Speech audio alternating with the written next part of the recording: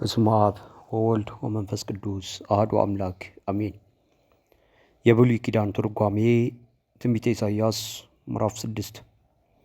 ከምዕራፍ 6 ያለውን በምዕራፍ 6 ውስጥ የተካተቱት ምንድን ናቸው?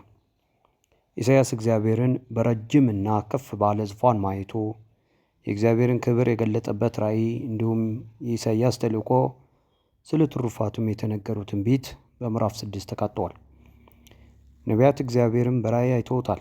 ተልኳቸውም በእይታ የተመሰረተ ነው። ኢሳይያስም ዖዝያን በሞተበት ዓመት ከክርስቶስ ልደት በፊት እግዚአብሔርን በረጅም እና ከፍ ባለ ዙፋን አይቶታል። የልብሱ ዘርፍ መቅደሱን ሞልቶ ነበረ። በመቅደሱ ሱራፌል ቆመዋል። 6 ክንፍ አላቸው። በሁለት ክንፋቸው ፊታቸውን እግራቸውን ይሸፍናሉ። 2 ክንፋቸው ይበር ነበር።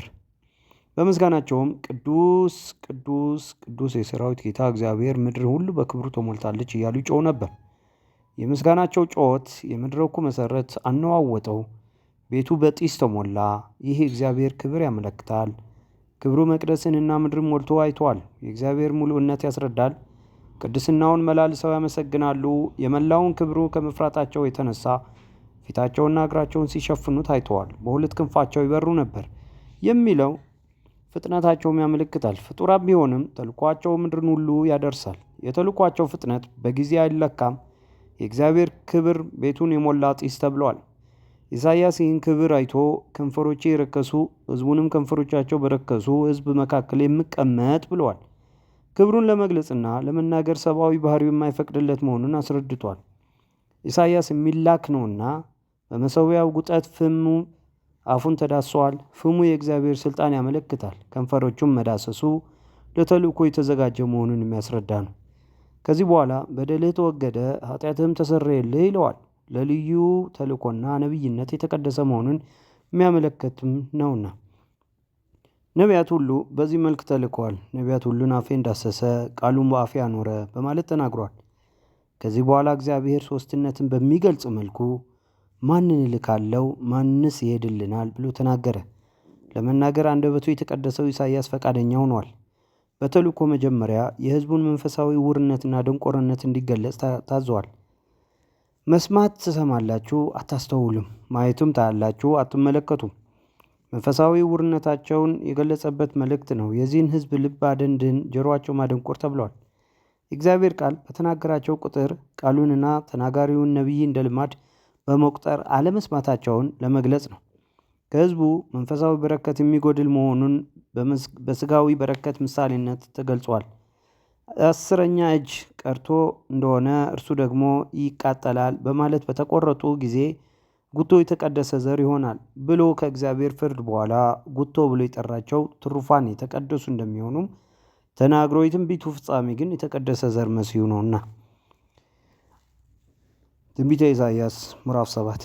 በምዕራፍ 7 ውስጥ የተካተቱት የሁለቱ ነገሥታት ኢየሩሳሌምን ለመውጋት መነሳታቸውና በኢሳይያስ መልእክት እግዚአብሔር የሰጠው መልእክት ምልክትም፣ እንዲሁም እግዚአብሔር በተከራየው ምላጭ አሦርን ይላጫል የሚለው ቅኔያዊ ዘይቤ፣ እንዲሁ ደግሞ የእግዚአብሔር በረከት፣ እነዚህም በዚህ ምዕራፍ ያካትታል።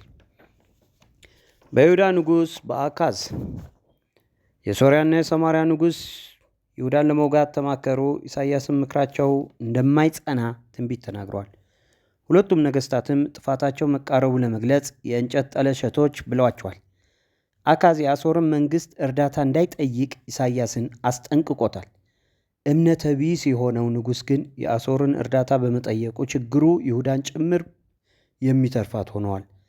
አካዝ እንዳይፈራና ልቡን እንዳይደክም መክሮታል። ሶርያና ሰማርያ በአሦር መንግሥት እንደሚጠፉ ተናግረዋል።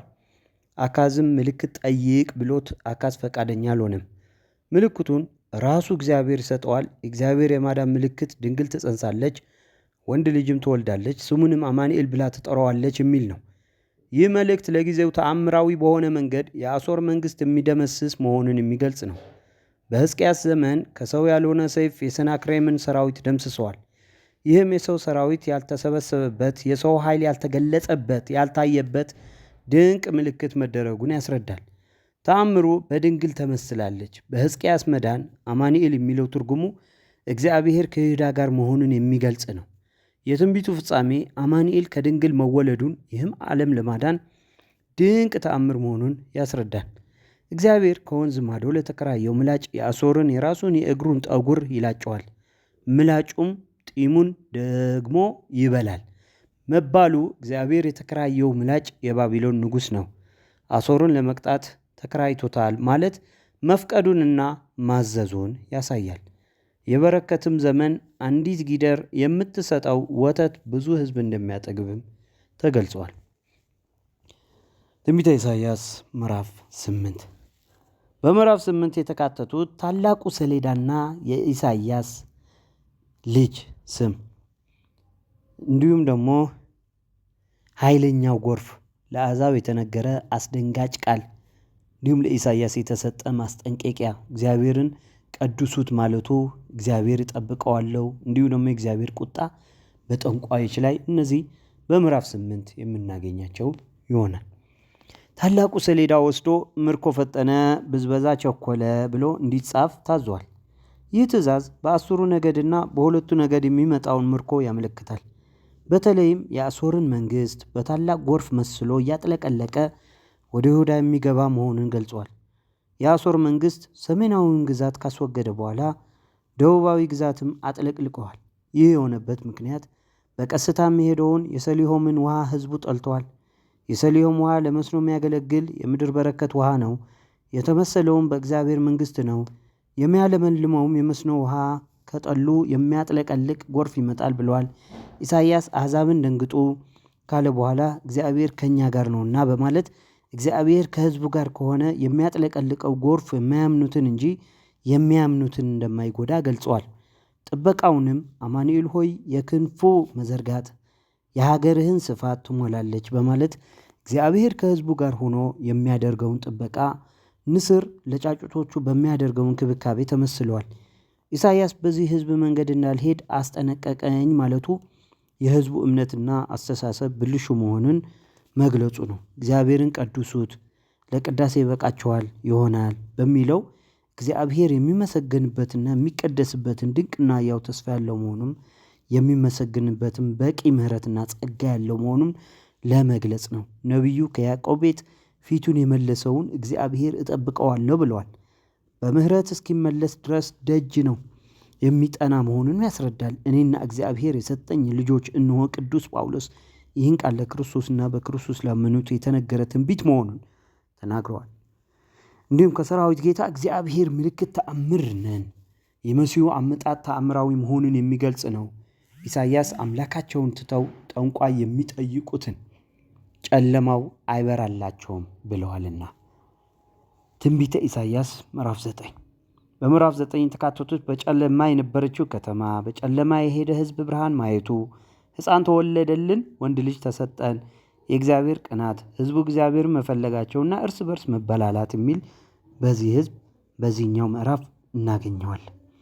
ይህ ምዕራፍ በቅዱስ ወንጌል ስለ መሲሁ የተፈጸመ ትንቢት መሆኑ በሰፊው ተነግሯል። የዛብሎንና የንፍታሌም ምድር በሰሜናዊ አቅጣጫ የሚገኝ ከባድ የአሦር ወረራ የደረሰበት ነው። መሲሁ ማስተማር የጀመረው በዚሁ አውራጃ ነው። የዛብሎንና የንፍታሌም ምድር አቃለለ መባሉ የአሦራውያን ወረራ በከባድ ሁኔታ አስቀድሞ ጎድቷቸዋል። መሲሁ ግን ችግራቸውን አስወግዶ ፈውስና ተአምር በገሊላ ማድረጉን ያስረዳል። የአሕዛብ ገሊላ በጨለማ የሄደ ሕዝብ ብርሃን አየ፣ በሞት ጥላ ለኖሩ ብርሃን ወጣላቸው። ብርሃን ክርስቶስ ነው። ከመምጣቱ በፊት ሰው ሁሉ በጨለማና በሞት ጥላ ነበሩ። ጨለማውንም በብርሃንነቱን፣ ሞትን በሕያውነቱን አስወገደ። ሕፃን ሆኖ ተወለደልን፣ ወንድ ልጅም ተሰጠን። ሕፃን ሆኖ የተወለደው መሲሁ ለእኛ ጸጋ ክብር ሆኖ መሰጠቱ ያረጋግጣል። የአሕዛብ ጸጋ ተብለው በቤተ ክርስቲያን ጸሎት ይመሰገናል። ለእኛ የተሰጠው ወልድ ስሙ ድንቅ ነው፣ መካር፣ ኃያል አምላክ፣ የዘላለም አባት፣ የሰላም አለቃ ተብሎ ይጠራል። ድንቅ ተአምራዊነቱን በድንግልና ተጸንሶ በድንግልና መወለድ፣ ሞትንም አሸንፎ መነሳት፣ ሌሎችንም ወዘተ ያካትታል። መካር ማለት ውሳኔውን የተቆረጠ ያለቀ ነገር ተናገረ፣ አቀደ ማለት ሲሆን ኃያል ደግሞ አሸናፊነቱን ወይም ድሉን ያሳያል። አምላክ ማለት ደግሞ ፈጣሪነቱን ያሳያል። የዘላለም አባት ማለት የማይለወጥ ወይም የማያልፍ አውራሽና ሰጪ መሆኑን ያሳያል። አባትነቱ ሲል ደግሞ እኛም የዘላለም ልጅ መሆናችንን ማለቱ ነው። የሰላም አለቃ ሲል በመሰቀሉ ያስገኘውን ሰላም የሚገልጽ ነው። ሕዝቡ ግን ወደ ቀዘፋቸው ወደ እግዚአብሔር አልተመለሱም። እግዚአብሔርም አልፈለጉም በማለት የመጣላቸውን ብርሃን ላልተቀበሉ የጨለማ ልጆች ነቢዩ ይወቅሳል። ክርስቶስ በሌለበት ሕይወት እርስ በርስ መበላላት አይቀሬ ነውና። ስለዚህ ምናሴ ኤፍሬም ምናሴ ይበላል ተብለዋል። ሁለቱ ወንድማማቾች ናቸውና። ትንቢተ ኢሳይያስ ምዕራፍ 10 በምዕራፍ 10 የተካተቱት ፍትህ አልባነት ማውገዙ፣ እንዲሁም የአሦርን መንግስት የቁጣዬ በትር ማለቱ፣ በእግዚአብሔር ለሚነሱት የተሰጠ ምሳሌ፣ እንዲሁም የእስራኤል ብርሃን እንደ እሳት ቅዱሱ እንደ ነበልባል ይሆናል ማለቱ፣ የእስራኤል ቅሬታና የዳኑት ተስፋ እንዲሁ እግዚአብሔር ያለቀ የተቆረጠ ነገርን ይወስናል ማለቱና ቅርንጫፎቹን በሚያስፈራ ኃይል መቆረጡን እነዚህም በዚህ ምዕራፍ ያካትታል። ኢሳይያስ የመበለቶች መቀማት፣ የድሃዎች መበዝበዝ፣ የፍርዱ መጣመም የእግዚአብሔር ቁጣ እንደሚያስነሳ ይናገራል። የግፍን ትእዛዛት የሚፈጽም ወዮላቸው ይላቸዋል። እግዚአብሔር ፍትሐዊ ዳኛ ስለሆነ ፍትህ ይፈልጋል። የፍትህ መጓደል የእግዚአብሔርን ቅጣት ያስከትላል። አሦርን የቁጣዬ በትር ብሎታል። የአሕዛብ መንግስት ከእግዚአብሔር ስልጣን ውጭ አይደሉም። ጭካኔያቸውም ተጠቅሞ አመፀኛ ሕዝቡን ይቀጣባቸዋል። የቁጣ በትር መሆናቸው ግን ለጨካኞች መልካም አይደለም። የቅጣት በትር መሆን መጥፎነት ያመለክታል። የአሦር መንግስት የሚያሳየውን ትምክህት በምሳሌ ሲገለጽ መጥረቢያ በሚቆረጥበት ሰው ላይ ይመካልን ብለዋል። የአሦር መንግስት በመጥረቢያ ተመስሎ የህዝብ መቁረጫ ሆኗል። መሳሪያ ስለሆነ ሊመካም አይገባውም ማለቱ ነው።